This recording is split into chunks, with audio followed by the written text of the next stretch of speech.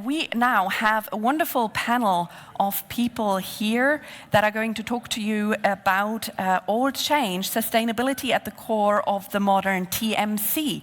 And I am delighted to welcome to the stage Jonas from Navan. Hi, Jonas, lovely to see you.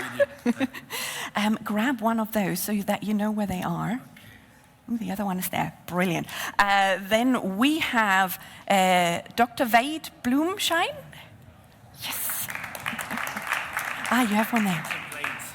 Pardon? Lanes, you missed the company. I did. Yeah, no worries. Yes. Let me try that again, because we had a name change, you see. So you don't see the name on the stage here. It's Dr. Wade Bloemschein from Lanes and Planes. Thank you. And then we have Robert Löschke, ATG.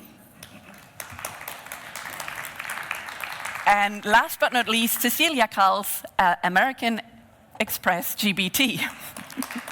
Hello, lovely to see you. You've got one, you have them. Are you Jonas? Well, we'll figure that out. We are starting with Sesilia, though. Brilliant. While I'm setting myself up here, it's always so exciting. So, we are going to start.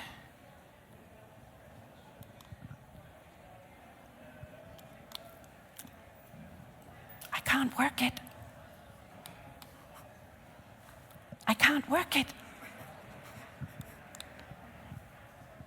Help. Yeah, brilliant. Right, Robert, as he particularly yesterday said that he didn't want to be first, I just could not resist the challenge to let him go first. So if you just tell us a little bit about you and the company that you work for, and we have a couple of dates to jog your memory in case you're as nervous as I am. Perfect. I got to see it over there. Well, welcome to the session. Very excited to give you a bit of insights in today's environment and world from a sustainability point of view. My name is Robert. I'm Vice President Sales for ATG worldwide. We are actually an American company, but we have our international HQ in the Netherlands. We are 30 years on the market. Probably not a lot of the audience knows ATG, but we are a global TMC network. Focusing really on about 143 countries, servicing corporate clients with about 7,500, 7,800 employees. And what differentiates us a bit is really I would say the personalization in today's world, specifically when it comes to sustainability today. I'm going to give you a bit of insights, and we strongly believe in the harmonization between on and offline processes. Thank you very much, Robert. Please give the mic to Sesilia. Right, I should have done that first. So, Sesilia, you tell us a little bit about yourself. Thank you for inviting me and being on stage. Pleasure being in Berlin. So my name is, now getting up the micro. My name is Sesilia. I'm working for American Express Global Business Travel. In short, Amex GBT, which is a lot easier. So as Amex GBT, we are 10 years in business. My own responsibility is I'm heading up a consulting department in Central Europe, supporting clients of all sizes, predominantly multinational and global clients in all of their needs. We have a global focus as a TMC with a quite big, large number of countries where we support. We have over 18,000, almost 19,000 employees worldwide. And we are, as Amex GBT, we are a business-to-business service provider for travel, for expense, but as well for meetings and events. So we constantly strive to meet changing consumer demand by blending really technology and service. This is what we aim for. Thank you very much. And we are going not to Raj, because Raj sadly has fallen ill. So, right, please. Yeah, hi, my name is Veit. I'm the CEO and co-founder of Lanes and Planes. Happy to jump in today. Raj is unfortunately sick. Not sure if correlation or causality what happened yesterday evening. So I'm not here to judge that. But nevertheless, happy to jump in. Lanes and Planes, 8 years on the market, it says. And that's probably true. We're based in Munich. We're a tech company, and a tech company solving everything around corporate travel. That means a fully integrated end-to-end solution with a focus on the SMB and larger mid-cap market in the DACH region. A couple of thousand clients, mostly in Germany. I think we are at almost 300 employees, something like that. But most of them based in Germany, and that's also where our focus sits. Thank you very much. And last but certainly not least, Jonas, please. Yeah, hi everybody, and thanks for having me for this panel. My name is Jonas. I'm Senior Director Strategy Operations at Navan.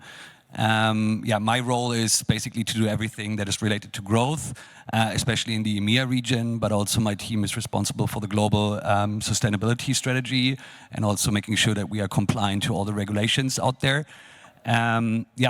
Quick introductory sentence to Navan. Navan is also a tech company, providing solutions for obviously business travel, but also expense management, and it's integrated since the very beginning of the company. We are globally active, headquartered in Palo Alto, so the Silicon Valley, with offices all over the world.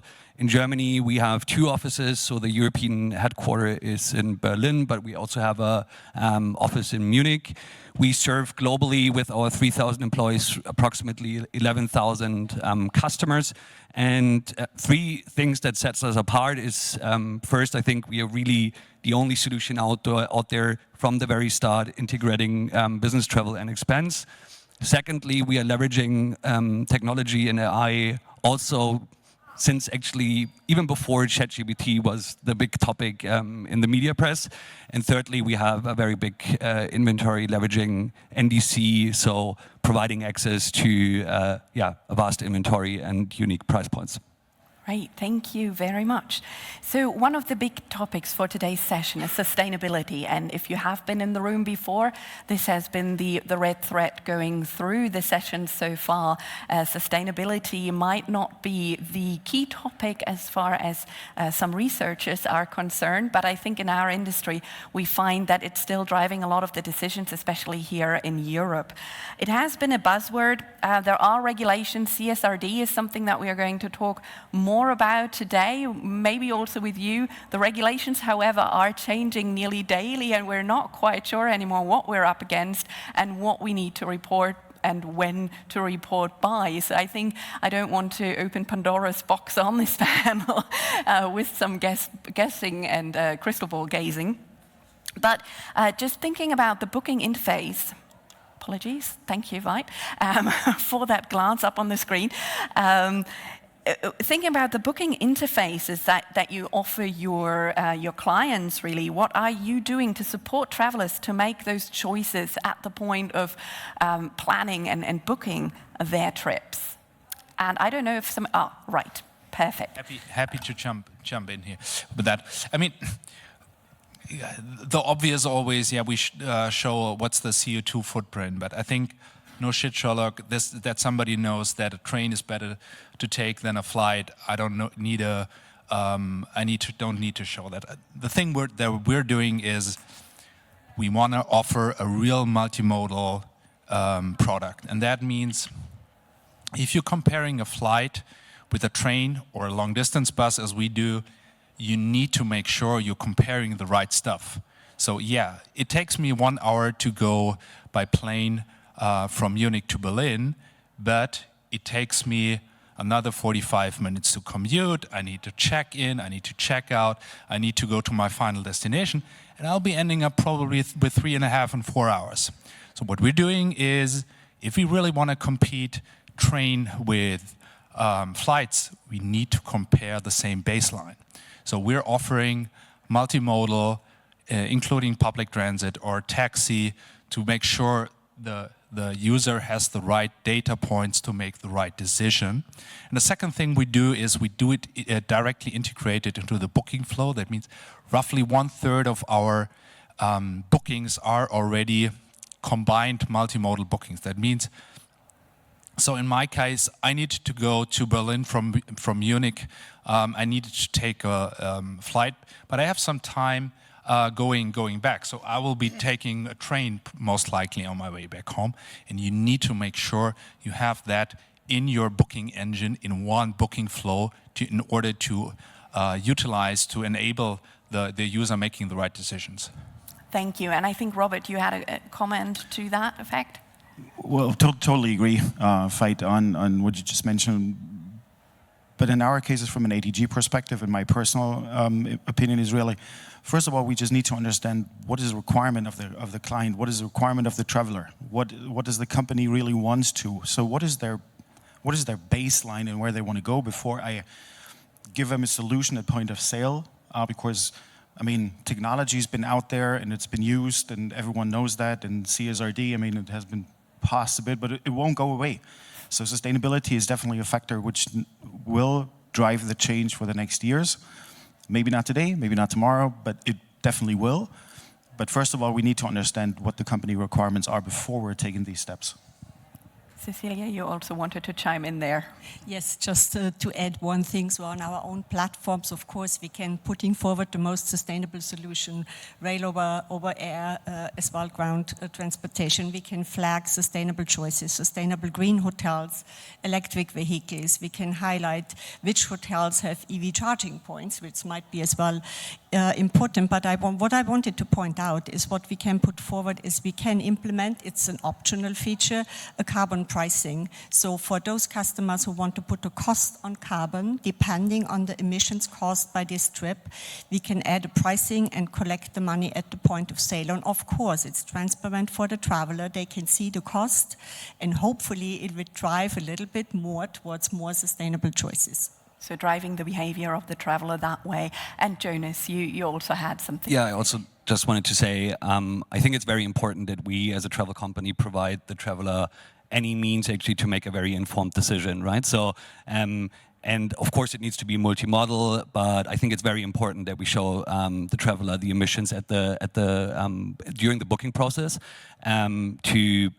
to provide him all the information, what is actually the consequence of his choice. And I think it's important also to be there very specific and to also incorporate information, what airplane is used, because that can be very different. So like a flight from Berlin to London is not always the same amount of emissions that is caused. It's dependent on a lot of variables, and it can be very complex. So you need to contextualize it also, right? That's what we do on our platform. We not only say, okay, this flight costs you, I don't know, X tons of CO2, but we contextualize in the sense of, okay, that's the equivalent to 10 trees or the electricity consumption of the Eiffel Tower, to exaggerate. And I think what is also important is to nudge actually the traveler, because we are all human beings, right? It's like we always try to do the best decision, but we not always do the best decision.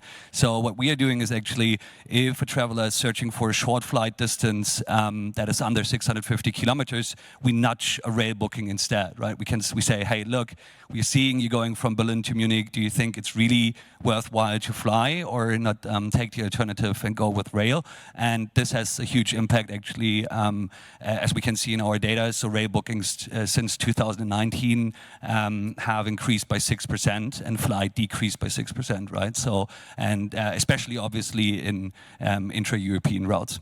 Right. Thank you very much for those insights. And when you say all those wonderful things, I mean, I'm a person, right? And I want it simple, and I might not also want to be having the responsibility on me. I want somebody else to take the decision for me almost. So that's why we do have travel guidelines, travel policies even, and something of a stick behind us and a carrot in front. But what trends do you actually see when you're looking at your data, hopefully? Are people still going for the price, or are they making more informed or more sustainable decisions? Where does price actually feature in that? Well, then I'll start as Go ahead. mic in my hand. Well, So you know.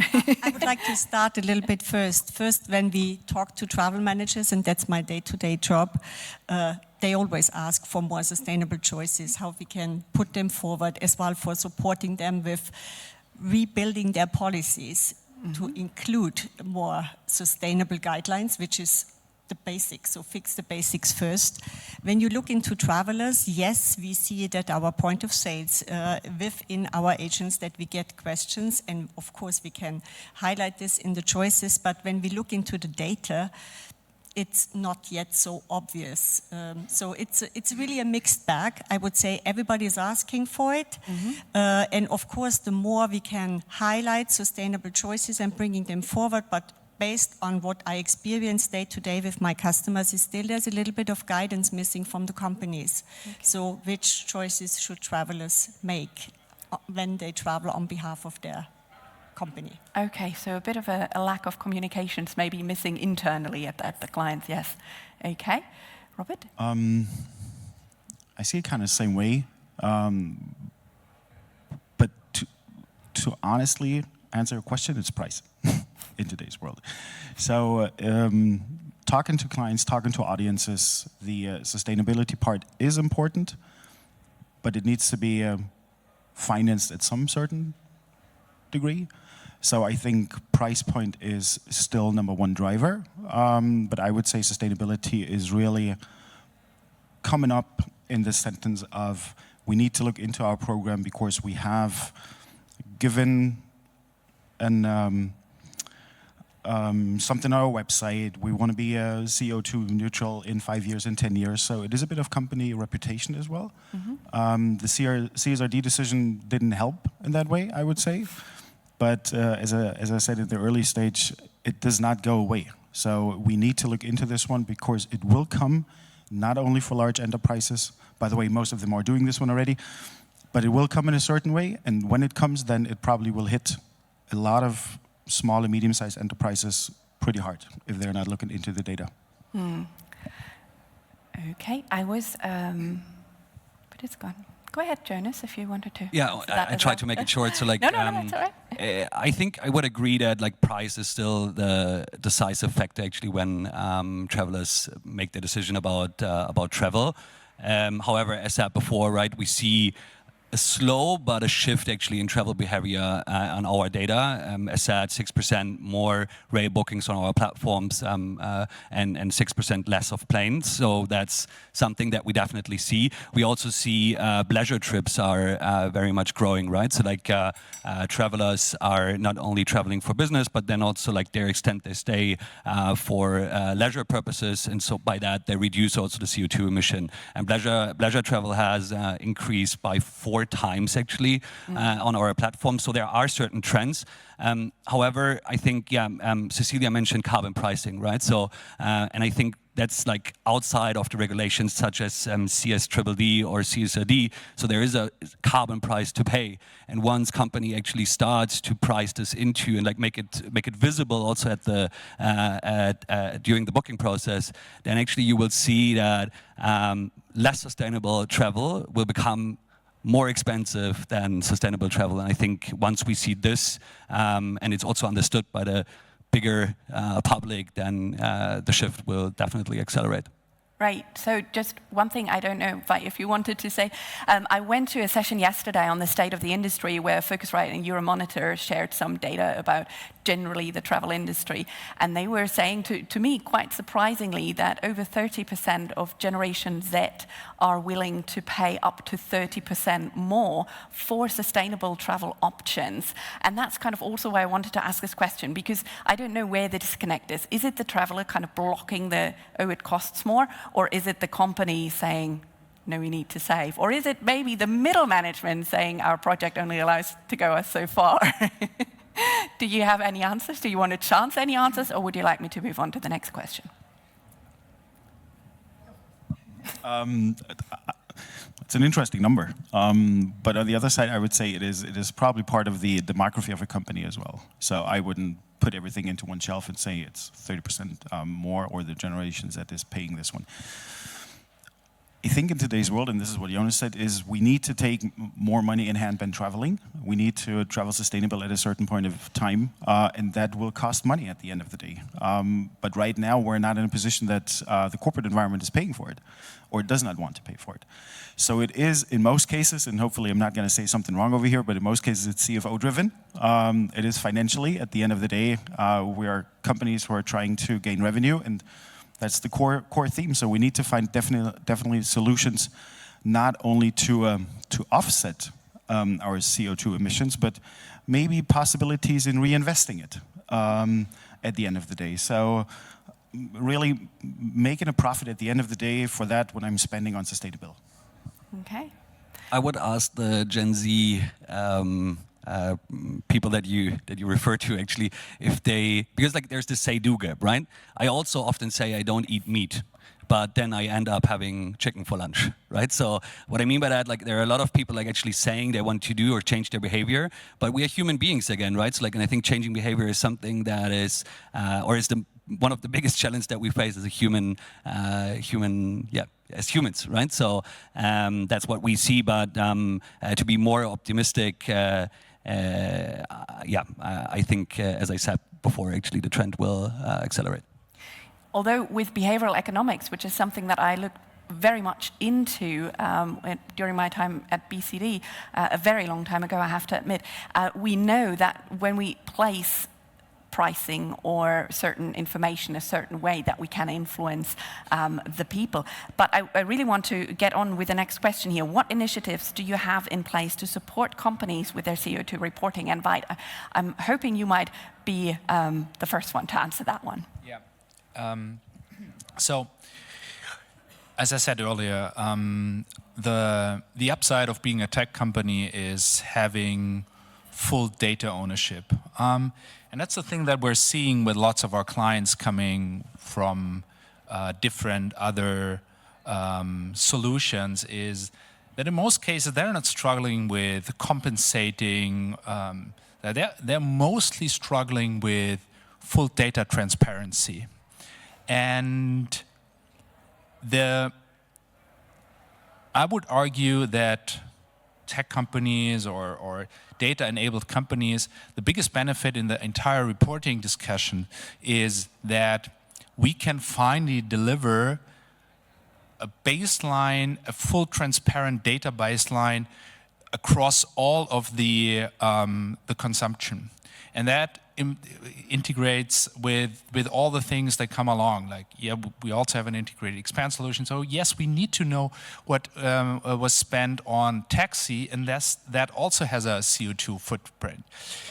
We need to have the raw data. We don't need to drag it from a credit card that then has a media break again because it doesn't contain what was fully paid at the hotel because there was a parking lot, or there was breakfast included, and or booking was canceled and it was not accounted directly to the CO2 reporting because there is a media break. So I think the most value we're adding is, first of all, give our clients a decent, reliable database to make their decisions on. Brilliant, thank you for that. Sesilia, did you want to? Yes, please. So we have a range of solutions across our platforms for reporting. So it's Insights, Premier Insights, or Agencia Analytics. So where we provide really a vast array of reporting solutions, and we have partnered with climate tech company Choose, just putting forward more precise methodologies in any of our systems, and it's consistent from the time of booking to the back-end reporting. I'm working a lot with travel managers and nowadays as well with ESG departments for CO2 reports. They need to be reliable, they need to be auditable, so we provide those reports. We have transparency for the traveler, but as well for other functions such as ESG. And we as well want to mention that we have our partnership with, or we are a launch partner with Yata CO2 Connect, making sure putting forward, especially for air still causing most of the emissions, putting forward the most advanced reporting methodology for very granular insights into air emissions. That sounds fantastic. And I think, oh, Jonas? Yeah, only quickly, because I think to perhaps combine the two statements that were made before is, I think what is very important, what is like beneficial with Navan is that we are online first, right? So if you have offline booking, it's very cumbersome to evaluate the carbon footprint of these bookings. We are online first, so 95.9% of our plane tickets actually are booked online.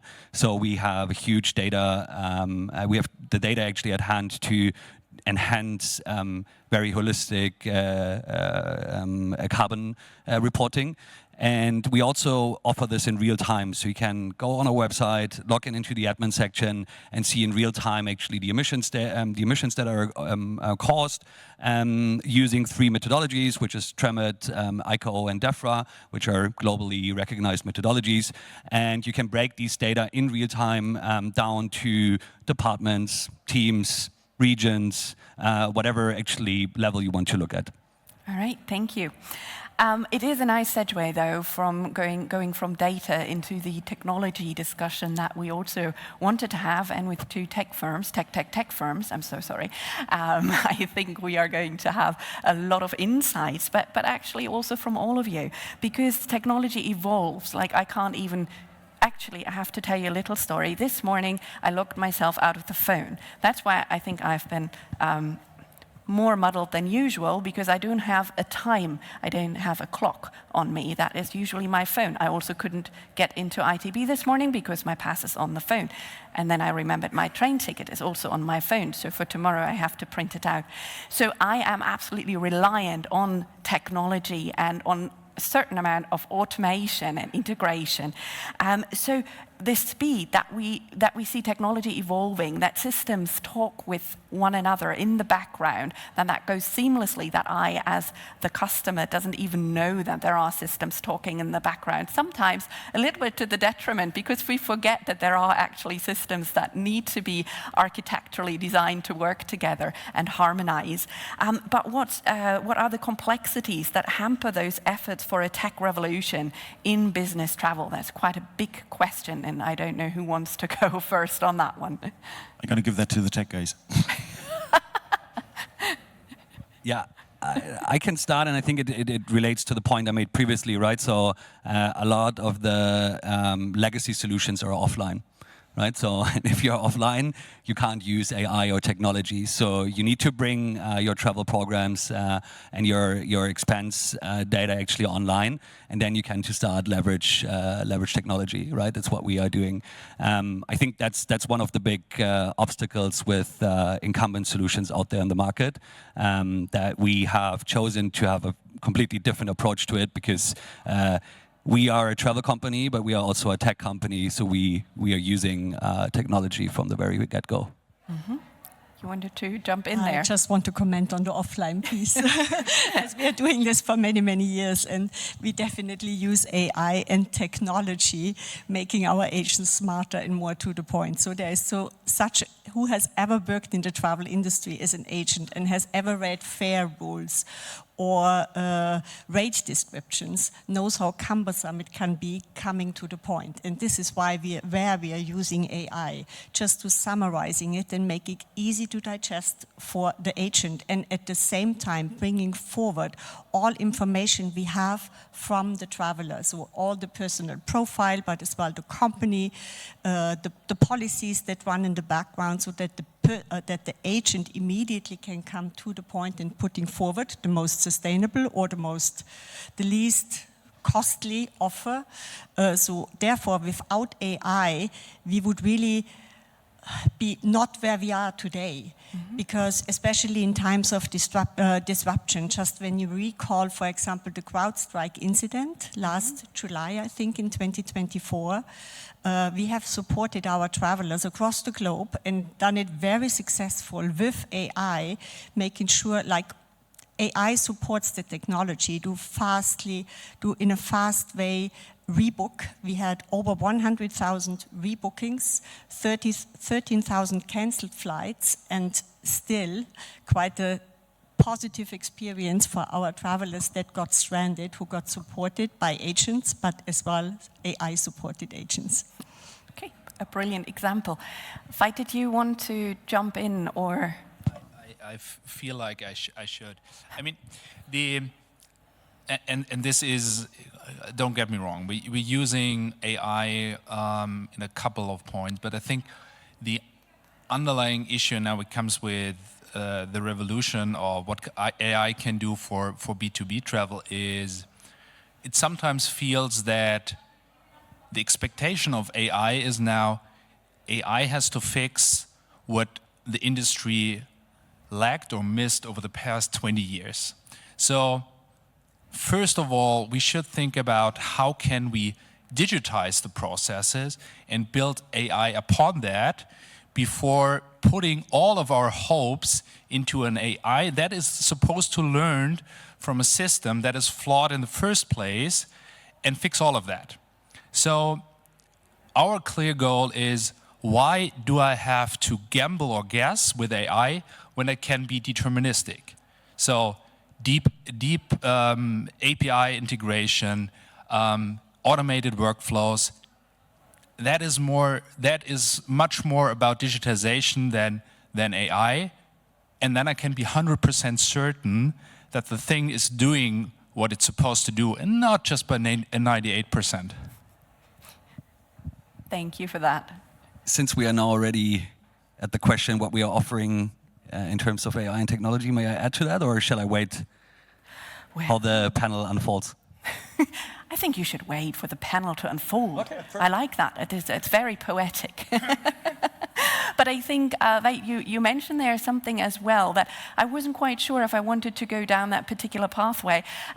Do we need to be a little bit more careful about the words we use when we speak about AI and automation and digitalization? And do we need to, or can we just say, oh, I really can't be bothered to understand all the differences? Thanks for handing over the microphone. I mean, it sometimes feels like it's the next buzzword. I think it's a very powerful tool, don't get me wrong, but it also feels, as I said earlier, so what we missed in the past year, AI is now gonna need to fix, and it's gonna be there magically, which is not gonna happen.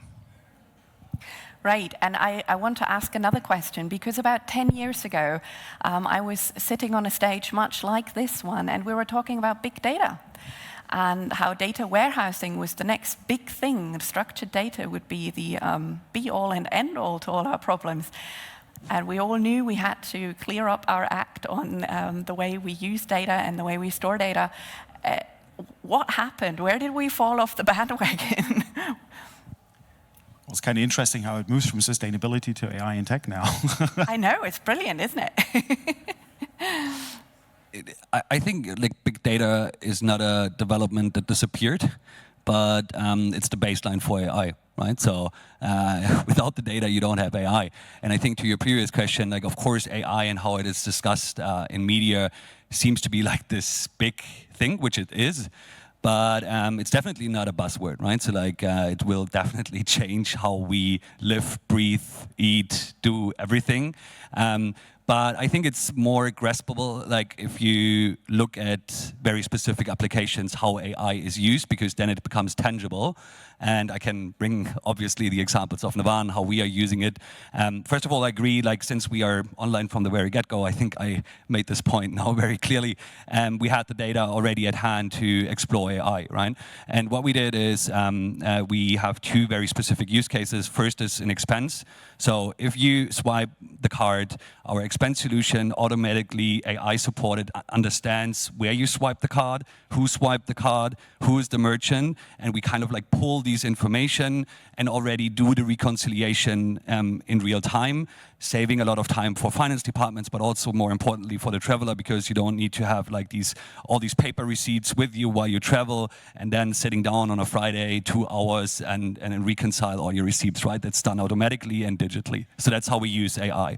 Secondly, and that's probably more impressive, is that we have an AI agent, right? And this AI agent is built on a proprietary system of many, many, many agents, not only one, each responsible for one piece of the booking or the ticketing process. So with that, actually, this agent is very reliable, is not hallucinating, and can actually like solve complex tasks, just such as multi-leg rebookings. And the results are quite impressive, right? So we have 150,000 chats per month. 60% of 60, so 60 are solved by the AI agent without any human touch, which is huge, right? Saving the traveler up to 8 minutes, not to speak about the advantages for the company and for the business, and the satisfaction of the traveler with the AI agent, so the interaction, they're very satisfied. It's at par with our human agents. All right, thank you. I would like to go back to the point you just raised, Robert. Where is the sustainability in all that AI talk? And I wanted to know, because we did talk about how you're displaying sustainable choices for your clients at the point of planning or even booking. And I'm just wondering, are there differences that you see between company and traveler ones, not only in terms of sustainability, but also in terms of technology? Are there things that travelers demand that companies are not ready yet to enable? And if so, what are they and how do you tackle that? Well, if you ask me if you see different patterns for travel managers want to put forward the best technology, and there's no RFP where we are not asked what do you have for digital solutions, is it AI support? Yes, it is. Same for travelers. Travelers want more this consumer-based experience while they are traveling, and it sounds like a perfect match. So like all want digitalization, but I'm working a long time in the travel industry, and still it's a people business. And travel patterns, Robert mentioned it as well before, so you need to change it in the mind of the people. And for this, I think this is what hampers a tech revolution as well, is that not all travelers are prepared using digital channels. Even us, we see 80% of our transactions coming in through digital channels. But as well in my conversations with travel managers, I see there's a lot of resistance and they try to fight against it, and getting support for how nudging travelers, technology and AI can help to nudge the traveler, but still changing behavior is much more than what technology can resolve for. All right, fantastic. And I think Robert would like to add to that. And thanks, Sesilia. I think in the first instance, and this is what we're doing from an ATG perspective, is really the discovery as well. So we really need to identify what's the reason behind it, because we see companies, I know it's probably not on that side over here, but we see companies which are moving away from online in certain parts again. So booking offline. So what does that mean? It needs education. We need to go in the discovery, talk with the travel managers, with the travelers and such, and really give them the understanding on what does it mean to travel sustainable. Travel will never go away. We all been traveling around the world. But the reason behind, do I really need to fly 2 times a month to Berlin, or can I just fly once and have 2 or 3 or 4 meetings on one day or 2 days? That is something which there needs to be a certain mind change for certain industries as well. And when I'm saying industries is when you're talking to very tech-driven firms and companies, that's obviously something where you can underline the AI part of it from a booking perspective, but there are companies out there as well which are still not in the use of online booking possibilities. I only want to quickly add that I fully agree, right? So I think human interaction is super important. I mean, we are all humans and we want to interact with humans. So I think on the journey, we need to offer like every channel. So like AI-based, technology-based, but also if you want to talk to a human, you can do so, right? So like, no one at Navan will prevent you from doing so. That's only what I wanted to add. We are glad to hear that, I'm sure. Do you, I just want to ask, Robert, if you don't mind, and maybe it is not a question I should be asking, but do you see a demographic? And don't ask. No, but it might be interesting for the people in the room. Of course. What about demographics? You mentioned certain industries that might be lagging a little bit in the technology revolution. What about certain demographics? Because one of the other surprising facts that I saw on yesterday's session was that the baby boomer generation are actually the most on social media platforms, for example. And it's not the younger ones. You know, maybe we're too old where we're going to where we've been all the time. But do you also see a demographic change, or is that less so? Do you see it more pronounced in the industries? That's a good question. It depends on where you're looking into it, which country as well. Is we're acting globally, I mean, you have to differentiate if you're looking into the German market or if you look into an Asian market. Just to give you an example from a demographic perspective into one company which we're servicing is they are very tech driven because they need to from their business environment and business knowledge. But they have a production line as well. And these guys on the production line, they're traveling once a year. And they're not booking online because they have no idea how to do it. So they need, as Jonas said, they need the human interaction. So we need to find a solution to harmonize that booking process from an on and offline perspective.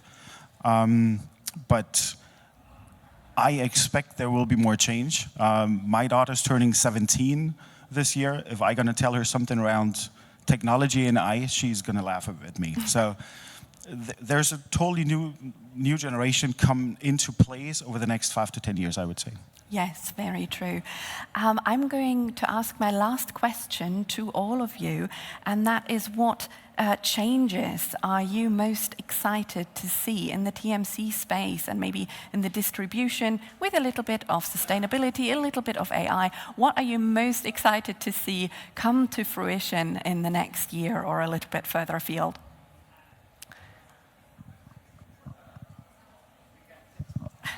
Ladies first, ladies first, ladies first. Ladies first. I'm most excited. I think we need to continue, and I just wanted to chime in on the generation. I think that's the challenge. We are quite used to service baby boomers and other generations, and we've just done studies with Gen Z. So I think what I'm most excited for is really providing exactly the type of service and digital solutions for the next generations to come. Because what we have found out is that they might be digital natives, but they are so unexperienced and unsecure when it comes to business travel. And this is what I mentioned before, like for policies, they need guidance. And in my vision, it's like give them digital guidance, like a visual path through customs and whatever. We know airlines are already testing that. So I think it's really next generation's topics that should as well have a big influence on business travel and how we are putting forward our offers. Thank you, Sesilia. I see using all the technology and all the AI we just spoke about, I think personalization of travel is the core for the next years. Booking processes to streamline, to make it easier, to make it more efficient from a booking perspective, payment, to have everything into one, and that technology recognize my travel patterns, knows exactly in which hotel I would like to stay, and really reduce the time of booking. This is what I'm going to see. All right, thank you. Jonas. To start with something that is not technology, or it is in a certain sense also, but not AI. I'm very excited about like exploring more, as we did already over the last years, the NDC content, as I think it's very, very beneficiary for the traveler, but also for the company that traveler is traveling for. But then I'm very excited, obviously, about AI because I think it will change how we book travel in the first wave. Companies like Mindtrip, if somebody knows it perhaps already in the audience, if not, check it out. It's really interesting. They switch from like endless menus that you need to click, so like 15 clicks until you book a travel. You can now really like enter a conversational approach, right? So you just, as we know it from ChatGPT, you can say, hey, I want to travel to Scandinavia, please book the trip for me. And they don't book it, but they provide options that you then can choose from. And I think that's very much enhancing the experience in the booking flow. And then perhaps closing the loop to sustainability and how it can be also be powered by AI is also, if you think about like carbon pricing and also carbon budgets, it's something that companies are now working with because they say, okay, similar to our financial budget, we also have a CO2 budget that we can allocate to our teams over the course of a year. AI can actually help in analyzing the data. Okay, given the past travel behavior in the past year and your current trajectory, we see that you will overshoot your budget in June, which is then a very good nudge actually for the company, but also for the traveler to change and to choose more sustainable travel. And I think there we will also see a lot of benefits coming from technology, more specifically AI. Right. You are closing the session. That's all right. I would like to answer the question about the future with the past. We're sitting here and nobody ever dropped COVID. I wouldn't have expected that 2 or 2.5 years ago. So what I'm mostly excited about the future is that almost thanks to COVID, which sounds contradictory, but it was something healthy for the entire industry, because everybody now, 2 years later, understood that this business travel is here to stay. And that makes me really excited about the future because it has proven the value for the travelers, for the companies, etc. And that's what we're seeing across all of our client base. Okay, well, thank you very much. Thank you for the wonderful panel. Give them a round of applause, please, as they leave.